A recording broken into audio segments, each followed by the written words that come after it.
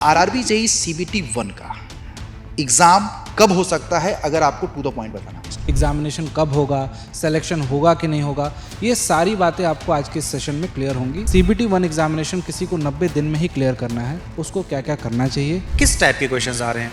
Level और type से मैंने दो टर्म्स इसलिए यूज़ किए हैं बिकॉज लेवल का मतलब ये है कि क्या मुझे बहुत ज़्यादा डेप्थ में जाना है। गाइज जीके जीएस वाले पोर्शन पे बहुत सोच समझ के तैयारी करना, बिकॉज यहाँ पर देखो इकोनॉमिक्स एक ऐसा सब्जेक्ट है जहाँ से क्वेश्चन देखने को मिल जाए।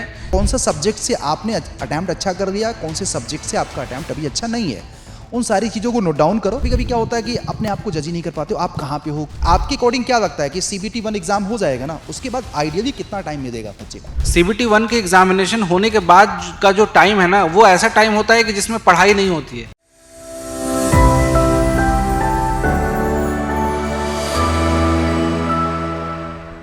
हेलो इंजीनियर्स, उम्मीद करते हैं आप बहुत अच्छे होंगे। इंजीनियर्स अड्डा के ऑफिशियल यूट्यूब चैनल पे आप सभी बच्चों का स्वागत है। दोस्तों, दो सवाल आप लोगों के जहन में चल रहे होंगे। एक, आरआरबी जेई सीबीटी 1 एग्ज़ाम कब हो सकता है एक्सपेक्टेड, साथ में सीबीटी 2 का एग्ज़ाम कब हो सकता है। इंजीनियर्स अड्डा की पूरी टीम है, रजत सर हैं, प्रमोद सर हैं, दीप सर हैं। आज इस मुद्दे पे एक ऐसा डिस्कशन करेंगे जिससे कि आपको आइडिया लगेगा यार कि नहीं, इस डेट को मान करके रेफरेंस आप लोगों को सिस्टमेटिक अपनी प्रिपरेशंस करनी चाहिए। क्योंकि देखो, फॉर्म फिलिंग प्रोसेस चल रहा है और आपको ये पता होना चाहिए बेंचमार्क गोल कि यार सीबीटी 1 का एग्ज़ाम किस डेट को होने वाला है, उसी के हिसाब से आपको अपना शेड्यूल बनाना है। देखो, जो हम लोग बताएंगे डेट ना, उसके पहले एग्ज़ाम तो 99% चांसेस है कि नहीं होगा। उसके बाद हो सकता है कि एग्ज़ाम आपका 10 दिन 5 दिन आपका डिले हो जाए, बट उस चीज़ को आपको काउंट नहीं करना है। जो हम लोग यहाँ पे डिस्कशन करेंगे उसी को मान करके पूरा आप लोगों का शेड्यूल 90 डेज़ का हो सकता है, 80 डेज़ का हो सकता है, आप लोगों को करना है। और लास्ट में ये भी डिस्कशन करेंगे कैसे आप इस एग्ज़ाम को इस रेफरेंस डेट के हिसाब से तैयारी कर सकते हैं। तो मेरा यहाँ पे पहला सवाल रजत सर से रहेगा और एक मैं आप लोगों को टास्क देता हूँ कि फटाफट अपने दोस्तों को यार शेयर कर दो। और एक और रिक्वेस्ट भी करूँगा कि यार इस वीडियो को शुरू से लेकर अंत तक देखना, क्योंकि हर एक पॉइंट आपकी प्रिपरेशंस में काम आएगा। तो रजत सर, पहला सवाल मेरा आपसे है कि आरआरबी जेई सीबीटी 1 का एग्ज़ाम कब हो सकता है, अगर आपको टू द पॉइंट बताना हो सर। बिल्कुल सर, ये एक ऐसा क्वेश्चन है जो हर एक एस्पिरेंट जानना चाहता होगा। गाइज, आपने 2024 के एग्जामिनेशन दिए होंगे, हो सकता है कि आप में से बहुत सारे ऐसे लोग होंगे जो पहली बार एग्जामिनेशन दे रहे होंगे। और जब भी हम फर्स्ट टाइम किसी काम को कर रहे होंगे तो बहुत सारी जानने वाली क्यूरियोसिटी रहती है कि एग्जामिनेशन कब होगा, सिलेक्शन होगा कि नहीं होगा। ये सारी बातें आपको आज के इस सेशन में क्लियर होंगी। सबसे पहले आर के सर के पहले सवाल पे आते हैं। जैसा सर ने बोला ना कि एग्जामिनेशन के लिए कितना समय आपको मिल सकता है, तो गाइज देखो यार, बहुत आराम से देखा जाए, फॉर्म फिलिंग तो 1 महीने चल रही है। उस 1 मंथ को अगर काउंट कर लो, अगर प्रिपरेशन में काउंट कर लो, तो आपके पास कुल मिला के 3 महीने का समय मिलेगा।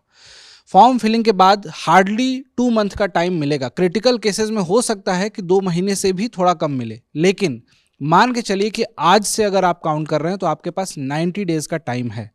अब 90 डेज़ के टाइम को यूज़ कैसे करना है उस पर भी हम लोग बात करेंगे, लेकिन इस प्रिपरेशन जर्नी में ये टाइम जो होता है, जिस समय आप फॉर्म फिल कर रहे होते हैं, ये इतना क्रूशियल होता है कि बहुत सारे लोग सोचते हैं कि जब तक फॉर्म भरे नहीं गए तब तक पढ़ाई चालू नहीं होगी, और फॉर्म भरने में ही वो 20 दिन 25 दिन लगा देते हैं। तो ये 20 से 25 दिन का जो बैकलॉग होता है वो परेशान करता है। प्रमोद सर से मैं जानना चाहूँगा यही सवाल कि सर, डेफिनेटली 1 महीने फॉर्म फिलिंग चल रही है और फॉर्म फिलिंग के दौरान भी पढ़ने वाले बच्चे बहुत सारे होंगे। कंपटीशन बढ़ रहा है, वैकेंसी लिमिटेड है। इस लिमिटेड वैकेंसी में सीबीटी 1 एग्जामिनेशन किसी को 90 दिन में ही क्लियर करना है, उसको क्या क्या करना चाहिए, पहला सवाल। और दूसरा सवाल मेरा दीप सर से होगा, जिस पे हम आएंगे। पहले आपसे पूछते हैं कि सर 90 डेज़ की प्लानिंग क्या होनी चाहिए। Thank you sir. यहाँ पर 90 डेज़ की जो आपकी प्लानिंग होनी चाहिए बच्चों, देखो यहाँ पर ये आपको पहले डिसाइड करना पड़ेगा कि आपके नॉन टेक्निकल पोर्शन में कौन कौन से ऐसे पोर्शन है जो आपके स्ट्रांग है, कौन से ऐसे पोर्शन है जो आपके वीक है। जो वीक है उनको स्ट्रांग कन्वर्ट करिए, और साथ साथ में टेक्निकल भी, क्या साथ साथ में टेक्निकल वाले जो भी सब्जेक्ट है ना, एक दो सब्जेक्ट अभी से रिदम में रखिए, उनको छोड़ना नहीं है। क्योंकि जो सीबीटी 2 का आपके एग्जाम होगा ना, सीबीटी 1 के बाद टाइम नहीं मिलेगा। तो इस वजह से अभी नॉन टेक्निकल तो आपको फोकस करना है। साथ में जो भी टेक्निकल के सब्जेक्ट हैं, 2 सब्जेक्ट ही पकड़ कर रखिए, 2 सब्जेक्ट आप पढ़िए। बाकी नॉन टेक्निकल में सबसे पहले अपने आप को जज करिए कि आप कहाँ पर लैग करते हैं। कुछ बच्चे यहाँ पर होंगे जो लास्ट टाइम एसएससी जेईई दिए होंगे और आरआरबी जेईई दिए होंगे। तो एसएससी जेईई और आरआरबी जेईई में, अगर आरआरबी जेईई की मैं बात करता हूँ, तो आरआरबी जेईई में बहुत ऐसे बच्चे होंगे ना जैसे पिछले बार उनके मैथ के क्वेश्चन गलत हो गए थे, तो उनको ये सोचना है कि इस बार उनको सही करना, और इसके बाद जैसे पिछली बार साइंस के क्वेश्चन गलत हो गए तो इस बार सही करना, और जब तक ये जानेंगे नहीं तब तक सिलेक्शन बहुत मुश्किल होगा। बिल्कुल, थैंक यू सर। और दीप सर से दूसरा सवाल जो मैं पूछना चाहता हूँ, गाइज आप में से ऐसे भी बच्चे होंगे जो पिछली बार CBT 1 भी क्लियर नहीं कर पाए होंगे। CBT 1 में साइंस का बहुत इंपॉर्टेंट रोल है। बहुत सारे लोग ऐसे इंजीनियर्स हैं जो रीजनिंग और मैथमेटिक्स में अच्छा स्कोर कर लिए थे, लेकिन 30 नंबर की साइंस जो थी उसमें नंबर स्कोर उतना अच्छा नहीं हो पाया जिससे कि उनका सिलेक्शन हो सके। साथ ही साथ जो 15 नंबर का पोर्शन है वो तो समझ लो कि क्रिटिकली होता है। तो इस 15 + 30 इसकी बात कर रहा हूँ सर, इसके लिए कैसे प्रिपरेशन करें बच्चे? सो ये काफ़ी इंपॉर्टेंट क्वेश्चन है और बहुत सारे बच्चों का सेम डाउट भी रहता है। तो सबसे पहले तो मैं बोलूँगा, देखो गाइज, आपको ना पता रहना चाहिए एग्जामिनेशन में साइंस वाले पार्ट से और जीके वाले सेक्शन से किस लेवल पे क्वेश्चंस आ रहे हैं और किस टाइप के क्वेश्चंस आ रहे हैं। लेवल और टाइप से मैंने 2 टर्म्स इसलिए यूज़ किए हैं बिकॉज लेवल का मतलब ये है कि क्या मुझे बहुत ज़्यादा डेप्थ में जाना है, इसकी क्लैरिटी आप PYQ से ले सकते हैं। टॉकिंग अबाउट दी टाइप्स में क्या होता है, कई बार कुछ क्वेश्चंस आते हैं कि मैंने कुछ क्वेश्चन पढ़ा, 4 ऑप्शंस देखे और मैंने A ऑप्शन को टिक करके आगे बढ़ गया, लेकिन यहाँ पर जो इश्यू है वो ये है, पूछता है इसमें से कौन सा ऑप्शन इसमें से गलत है, या तो पूछेगा इसमें से कौन सा फॉल्स स्टेटमेंट है या फिर इसमें से कौन सा ऑप्शन ठीक नहीं है।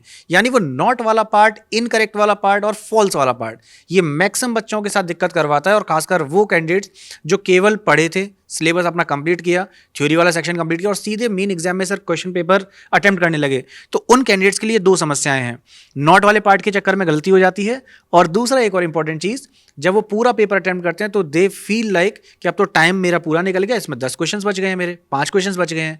तो इन सभी चीज़ों के लिए करना क्या है, सबसे सिंपल सा पार्ट है, PYQ को देखिए, प्रीवियस ईयर के क्वेश्चन देखिए, जज करिए कि हाँ इस लेवल पे पेपर आ रहा था, किस टाइप के क्वेश्चंस आ रहे हैं, ऑप्शंस को मैं कैसे एलिमिनेट कर सकता हूं, मैं कैसे वहां पे ट्रिक्स का यूज कर सकता हूं। और जब ये वाला पार्ट आपका क्लियर हो जाए, अब आप धीरे धीरे करके टॉपिक वाइज जब आप आगे बढ़ें, टॉपिक क्लियर करो, उससे रिलेटेड क्वेश्चंस लगाओ, अपने आप ही आपका लेवल बढ़ता जाएगा, अपने आप ही कॉन्फिडेंस आने लगेगा अगले 20-25 दिन में कि देखिए मेरा इतना टॉपिक कवर अप हो गया है, और हाँ अब मैं प्रीवियस ईयर क्वेश्चंस भी लगा पा रहा हूँ, साथ में मोस्ट एक्सपेक्टेड क्वेश्चंस जो कि आप किसी बुक के माध्यम से, हमारे यूट्यूब चैनल के माध्यम से उन क्वेश्चंस को लगा सकते हैं। अब आ जाता हूँ मैं उस 15 नंबर वाले पोर्शन पे जो कि जीके जीएस का पोर्शन है। गाइज, जीके जीएस वाले पोर्शन पे बहुत सोच समझ के तैयारी करना, बिकॉज यहाँ पर देखो पॉलिटी वाले पार्ट से फिक्स है कि आपका आर्टिकल से क्वेश्चन आ ही जाता है, बट कुछ सब्जेक्ट्स ऐसे भी हैं जैसे कि इकोनॉमिक्स एक ऐसा सब्जेक्ट है जहां से क्वेश्चन देखने को मिल जाए, नहीं भी मिले, we can not take the guarantee. और टोटल क्या है, उस 15 नंबर में से जहां जहां फिक्स है कि ज्योग्राफी से क्वेश्चन मिल रहे हैं, हिस्ट्री वाले पार्ट पे थोड़ा सा मॉडर्न हिस्ट्री वाले पार्ट से ज़्यादा क्वेश्चन आ रहे हैं, तो इस चीज़ पर थोड़ा सा ध्यान देना जरूरी है। दैट मीन्स स्ट्रेटजी प्रॉपर अच्छे से बना के रखिए, कंसिस्टेंसी बना के रखिए, सिलेक्शन से कोई नहीं रोक पाएगा, बट येस आपको वहां पे कंसिस्टेंसी बना के रखनी पड़ेगी। आपको आइडिया होना चाहिए किस लेवल पे पेपर आ रहा है, और सही टाइम पे अगर मॉक पेपर्स आपने देना शुरू कर दिए तो एग्जामिनेशन में ये वाली समस्या बिल्कुल भी नहीं आएगी कि टाइम यहाँ पे खत्म हो गया, मैं सारे क्वेश्चंस नहीं लगा पाया। तो आई गेस सर यहाँ पर हमारे जो मेन पॉइंट्स हैं वो हमने यहाँ पे खत्म कर लिए हैं। राइट यार, एक चीज़ मैं आप लोगों से ये भी बोलूँगा कि आप लोगों में से बहुत सारे लोग, हो सकता है कि 2024 का पेपर दिए होंगे, कुछ लोग ऐसे भी होंगे जो 2025 का एग्जाम फर्स्ट टाइम दे रहे हैं। मेरा यहाँ पे सजेशन है कि यार आज इस वीडियो देखने के बाद ना एक डायरी बनाओ यार, तुरंत अभी नोट करो, एक मॉक टेस्ट RRB JEE का पूरा CBT 1 का दे दो, राइट, एक मॉक टेस्ट आप CBT 2 का दे दो। और मॉक में एक्चुअल में जैसा एग्जाम में आप लोग बैठोगे, 100 क्वेश्चन होंगे या जो भी है, तो उसके हिसाब से ये चेक करो कि यार आपका कितने मार्क्स बने और कौन सा सब्जेक्ट से आपने अटैम्प्ट अच्छा कर दिया, कौन से सब्जेक्ट से आपका अटैम्प्ट अभी अच्छा नहीं है। उन सारी चीज़ों को नोट डाउन करो, जिससे आपको पता चल जाएगा कि मैथ में आपके नंबर नहीं बन रहे, मैथ के आपके कॉन्सेप्ट पढ़ने हैं, रीजनिंग में आपको बन रहे हैं तो रीजनिंग के कम टाइम देना है, जीके जीएस या साइंस में, जिससे आपको एनालाइज हो जाएगा कि आप प्रेजेंट सिनेरियो में जब आप प्रिपरेशन से इस वीडियो को देख रहे हैं ना, कहाँ पे हो, कहाँ पे स्टैंड कर रहे हो, उसके हिसाब से जब आप अपनी प्लानिंग करोगे तो मुझे लग रहा है कि आपकी एक बेटर प्लानिंग होगी। सेम चीज़ आपको टेक्निकल के साथ भी करना है कि ताकि आप CBT 2 का एक देख लो, क्योंकि कभी कभी क्या होता है कि अपने आप को जज ही नहीं कर पाते हो, आप कहाँ पे हो, कौन सा सब्जेक्ट आपका वीक है, कौन सा सब्जेक्ट स्ट्रांग है, वो आपको एग्जैक्ट मॉक के माध्यम से ही पता चलेगा, और ये करना भी चाहिए। एक मेरा सवाल आप लोगों से है सर, बच्चे भी पूछना चाहेंगे, क्योंकि ये एक बहुत असमंजस वाली स्थिति है। अभी बच्चा फोकस करे CBT 1 पे कि CBT 2 या दोनों पे करे, क्योंकि आपके अकॉर्डिंग क्या लगता है कि CBT 1 एग्जाम हो जाएगा ना, उसके बाद आइडियली कितना टाइम मिलेगा बच्चे को? सर ये भी क्वेश्चन ऐसा ही है जैसा कि हम लास्ट ईयर का सिनेरियो अगर लेके चले, लास्ट ईयर से कंपैरिजन करें तो भाई तुम्हें 2 महीने का टाइम ज़्यादा से ज़्यादा मिलेगा CBT 1 के एग्ज़ाम होने के बाद। और सर एक बात और भी आती है, CBT 1 के एग्जामिनेशन होने के बाद का जो टाइम है ना, वो ऐसा टाइम होता है कि जिसमें पढ़ाई नहीं होती है। वो इसलिए नहीं होती है कि बच्चे को यही नहीं पता होता है कि मेरा सिलेक्शन होगा कि नहीं, वो रिजल्ट का भी इंतजार करता है। और रिजल्ट आने के बाद कितना समय मिलता है, मुझसे पूछेगा बच्चा तो मैं कहूँगा 20 दिन का समय मिलेगा। रिजल्ट आने के बाद तुमको 20 दिन में टेक्निकल कैसे करोगे वो तो तुम ही जानते होगे, लेकिन मेरा सजेशन मानो तो आज से ही टेक्निकल को बैलेंस वे में आपको लेके चलना पड़ेगा। अगर टेक्निकल को आज से पढ़ोगे तब आपका अल्टीमेट एम जो सिलेक्शन है वो फुलफिल होता हुआ दिखाई देगा। और उसके लिए पूरी की पूरी इंजीनियर्स अड्डा की टीम आपके साथ लगी हुई है। प्रॉपर बैचेस भी अवेलेबल हैं अड्डा 24/7 के एप्लीकेशन पे। शताब्दी बैच है जिसमें CBT 1 और CBT 2 दोनों ही कंप्लीट कर सकते हो। किसी को लगता है मेरा टेक्निकल बहुत मजबूत है, मुझे नहीं पढ़ना, आपके लिए लक्ष्य बैच है जिसमें CBT 1 की प्रॉपर ट्रिक्स के माध्यम से और सुटेबल क्वेश्चन जो एग्जामिनेशन में पूछे जाते हैं उन क्वेश्चन के माध्यम से आपकी पढ़ाई कराई जाएगी अड्डा 24/7 के प्लेटफॉर्म पे। और लास्ट में प्रमोद सर से मैं पूछना चाहूँगा, सर जो भी बच्चे हैं RRB JEE देने वाले हैं, बहुत सारे बच्चे फॉर्म भरते हैं, उनमें से जो बच्चे सिंसियर हैं, जो सिलेक्शन चाहते हैं इस बार, उनके लिए क्या एडवाइस रहेगी आपकी? सर उनके लिए मेरा एक ही एडवाइस रहेगा कि आपका एक एक दिन एक एक मिनट बहुत इंपॉर्टेंट है। फॉर्म फिल करिए, और फॉर्म आज फिल करिए कल फिल करिए उससे मैटर नहीं है, पढ़ाई लेकिन अभी से तुरंत स्टार्ट कर दीजिए सर, क्योंकि टाइम बहुत कम है आपके पास और कंपटीशन का लेवल बहुत हाई है। आप भी जानते होंगे वैकेंसी 1/3 आपकी, और कंपटीशन का लेवल जो लास्ट टाइम था उससे कहीं ना कहीं ज़्यादा ही आपको देखने को मिलेगा सर।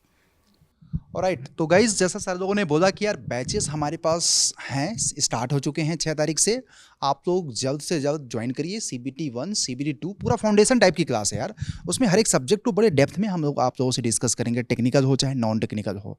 तो ये अच्छा मौका है। इंजीनियर्स अड्डा हमेशा अफोर्डेबल और क्वालिटी कंटेंट के लिए जाना जाता है। और सबसे अच्छी बात है पता है, आप उस टीम से आप पढ़ोगे ना 2024 में हाईएस्ट सिलेक्शन दिए हैं, तो ये आप लोगों के हाथ से मौका नहीं जाए।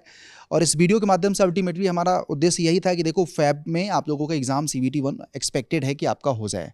जैसे एग्ज़ाम होगा उसके बाद मैक्स टू मैक्स 60 दिन में आप लोगों का मार्च के एंड तक, मुझे लगता है सर कि अगर सब कुछ स्मूथ रहा, पेपर वगैरह सही से सेट हो गया, तो मार्च के एंड तक आपका CBT 2 भी हो जाएगा। तो ये पूरा का पूरा मतलब कि रोड मैप है, उसी के हिसाब से अपना शेड्यूल बना लो। और मैं तो यही बोलूँगा कि चैनल पे पहली बार हो तो फटाफट चैनल को सब्सक्राइब कर देना, क्योंकि RRB JEE का CBT 1 का CBT 2 की बहुत सारी क्लासेस आपको यूट्यूब पे आपको वेल सिस्टमैटिक तरीके से आने वाले समय में मिलेगी।